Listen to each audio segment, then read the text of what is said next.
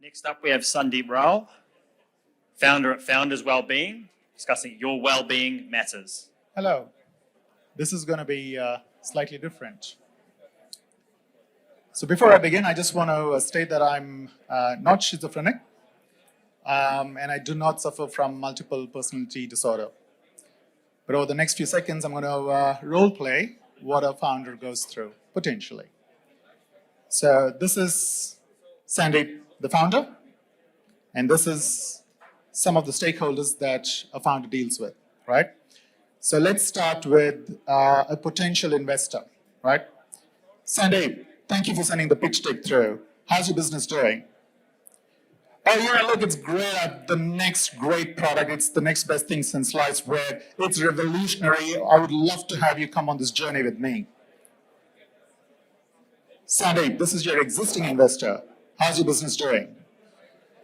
Oh, it's look fantastic. All the milestones that we promised, it's on track, and we've got some great interest from amazing investors. I'd love for you to come on the next cap raise as well. Sandeep, this is your team member. Can we recruit the person we really need? Look, I think we can do it next quarter. Let's try and get through this quarter. I think we should be fine for next quarter, right? It's all right. Daddy, I had a lovely day at school today. How was your day? On your way back, can you just get me the toy that we spoke about? Hey, sweetheart. My day was good. I'll check if the shop was open, and if so, I'll get it.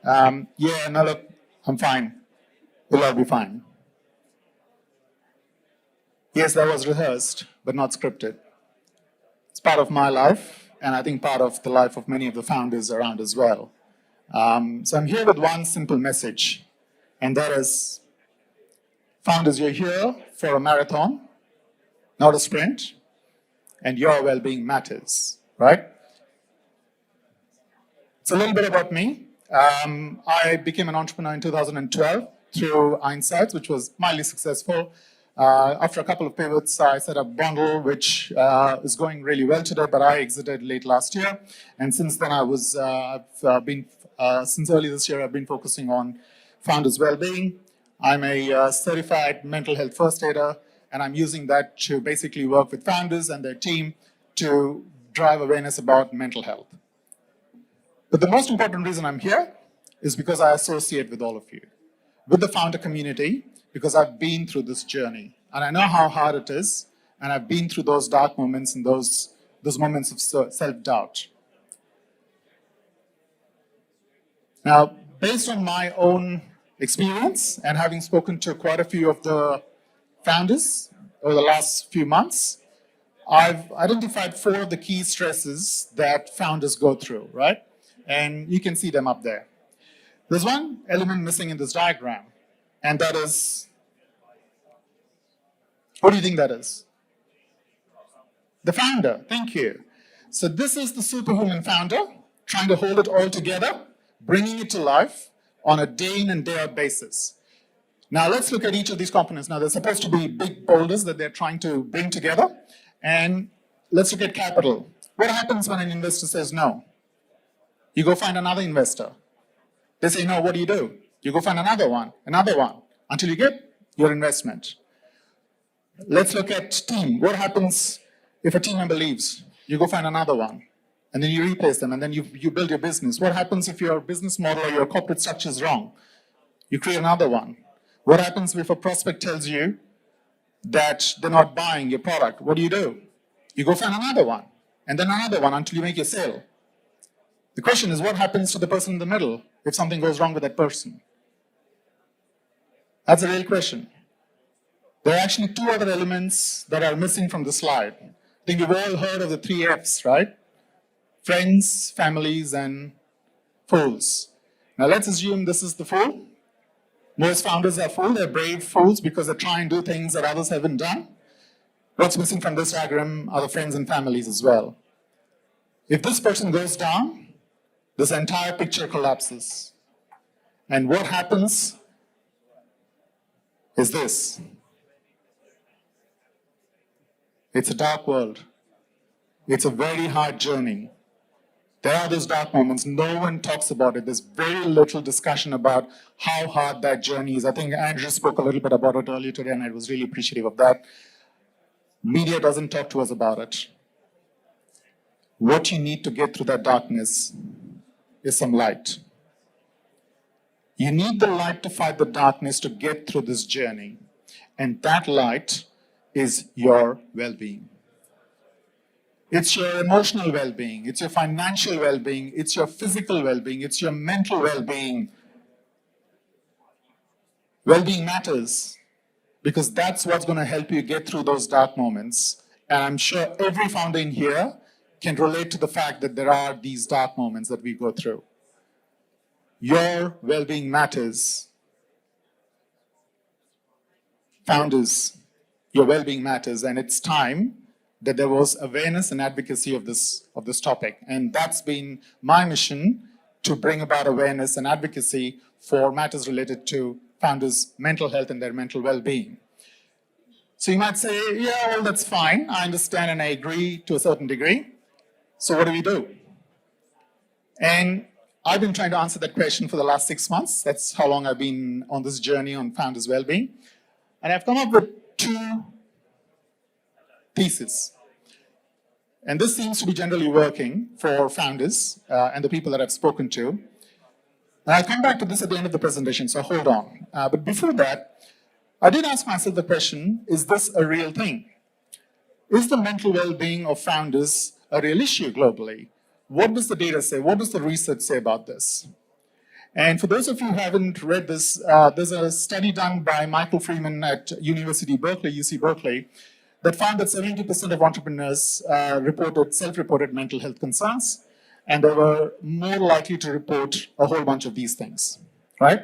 And if you have not read this article on the Inc. magazine called The Psychological Price of Entrepreneurship, I highly recommend it. It's one of the best articles out there on mental health. And that diagram basically summarizes it. People on the outside think, wow, founders are so brave, they're doing such a great job. And the founders are thinking, how the hell did I get onto this lion and how do I get off this without being eaten? Right? That's the journey of a founder, and I think this is one of the best articles that's out there.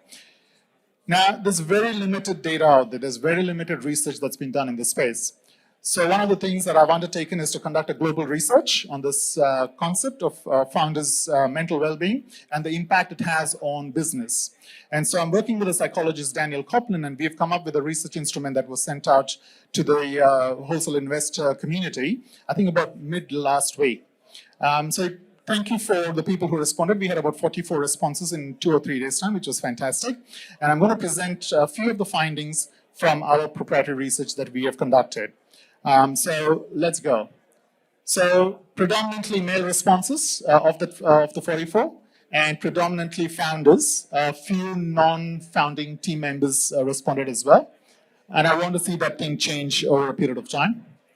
And if the company was in technology, which sector did they operate in? And as you can see, it was B2B, B2B2C, 17.1 in B2C, and there were a few others. Now, just keep that in mind, and I'll come back to this in a minute, because this is quite important. Now, when it comes to well-being, there's a very important concept of self-worth. The more you think highly of yourself, the better it is. The minute you start diminishing your own self-worth, the perception of self-worth or your self-esteem, that's when you go down a sliding slope. From mild depression through to chronic depression, through to suicidal tendencies, and all those dark moments which I hope none of us ever get to, right? So we had 2 questions, and here's the result. So the first question asked, I feel that I have a number of good qualities. And about 95% said they strongly agree or agree. That's good. 95% of the respondents think that they have something really good in them. That is self-worth. Fantastic. 5% need some work, but at least that's a good number. The question right before this was at times I think I'm no good at all. Literally the question. So this is 3.2 and that's 3.3. 45% said that they agree, they're right. That's 43.2, and then strongly agree. That's concerning. 45% of people, and this is an anonymous survey, and this is not somewhere out there. This is the wholesale investor community. So let's assume for a minute that this is representative of the overall people. 45% of people have come out and said that at times, and not even all the time, at times, I think I'm no good at all. And that's something, which I found very interesting. The next thing that we looked at, and so the cutoff was on Saturday, so Daniel and I spent Sunday trying to do the analysis and come up with some sort of insights that I could put on the slides and send out on a Monday morning. Obviously, this is not diagnostic, but we were looking at the severity of symptoms. And one of the things I wanted to see is there a difference between founders who operate in B2B, B2B2C, and B2C when it comes to mental illness? And look at this. When it comes to the severity of symptoms, founders in B2C, the orange bar, express much lower severity related to stress, anxiety, and depression, as opposed to B2B and B2B2C. It's quite significant. It's quite obvious that they seem to be less stressed, less anxious, and less depressed in terms of symptoms or potential expression of symptoms as compared to B2B and B2B2C. Watch this. The same set of founders, when it came to fatigue and burnout, have expressed higher degrees of symptom than B2B and B2B2C. Agreed, small sample. I just found this to be really interesting to find that there are two cohorts who behave very differently in terms of some of the common mental illnesses. And my interpretation, just looking at this, is that B2C founders, they know that's a big market, they know what to do. It's about e-commerce, it's about maybe food delivery, it's about dealing with consumers, it's about logistics, it's about that marketing, the click-through rates, the email campaigns. It's non-stop, it's a treadmill, and they have fatigue and burnout. B2B, longer sales cycles, enterprise sales, you know it'll happen. Will it happen? What do I need to do? How do I get into the next market? More stress, more anxiety, right? And that's just my interpretation from a very small data set. So what? If you were to look at providing resources, then for this cohort, the B2C, you would want to help them deal with fatigue and burnout. And for B2B and B2B2C, you would want to then help them understand how to deal with stress, anxiety, and depression. Now, this is a very limited research that I thought I'll present today because of the limited data that we have. So what I'm going to do is request Wholesale Investor to resend that survey link to the whole community. And I'd love to get more data because we will send through the final report with our analysis and findings through the Wholesale Investor. And then they would then circulate it to their companies as well. So please, when it comes to, again, it takes about 5 to 10 minutes, no more than that. But we'd love to have more data, and we're doing this at a global scale. So we're in a position to then benchmark against companies across the world and across different sectors as well. There's another question that we asked, which was around access to evidence-based resources. And there are 2 resources that we have built over the last 6 months to help founders. The first one is a podcast. It's called The Gutsy Ones. And here's where I bring interesting people to come and share the journey, their gutsy decisions that they've made and how they coped up with it and how they actually got through it. This is part of the driving the awareness of, what does it take to actually be a founder? Others have been through it. And I was really glad to have Steve, come onto the episode, to the podcast a few weeks ago. A great session with Steve. Steve, thanks for that. And thanks for this opportunity as well. The other one is we've got a masterclass that we have created. Now, this is something that I created based on my own life experience and also from the understanding from Mental Health Australia's, the first aid course and working with psychologists. So this is something it's a 2-hour self-paced course across 20-odd videos, and use the QR code to access it. It's on our website. We're also having a special coupon for the Wholesale Investor Expo today, so that gives you a 30% off on the list price of $149 for the course. And I think this is where you get access to the basic understanding of mental well-being, mental illnesses. We have a proprietary framework that talks about how do you deal with this, how do you cope, and how do you manage this, and also about tips and techniques for a better life, which is scientifically based. So it's very much research-oriented. Okay, let's go back to those 2 things. So the first thing that we have found talking to founders is you have to figure out what's working for you from the inside. That's what's called a coping mechanism. The second thing is you have to find out who you can lean on to help you. That's called your trusted network. Now, inadvertently, almost every quote-unquote successful people that I've spoken to have built a trusted network to help them through this. It's a really hard journey and you can't do it alone. I'm not asking you to walk down the streets talking about your mental health to everybody, but that trusted network is really important to get through those dark moments. And you have to figure out what's your coping mechanism because it's going to be different for different people. The coping mechanism, unlike Panadol, which would work for most Australians or most of us, from a headache, say, so let's say, resolving a headache, mental health is very different. So again, I'm going to present some research that we have done. So the top 5 coping mechanisms that are out there. Exercise is number 1 at 40%, and there are a whole bunch of benefits, obviously, of getting the blood circulation done. Meditation and mindfulness is a second at about 28%. And the top 3 are that round up the top. The other 3 that round up the top 5 are reading, gardening, and cooking, right? So again, this is very much research-based. You have to find your own coping mechanism because when you hit the wall, you will hit the wall. You have to figure out what is it that's going to make you get up and get going again, right? And that is your coping mechanism. It's like a muscle that you have to build on and on. I'm going to stop there.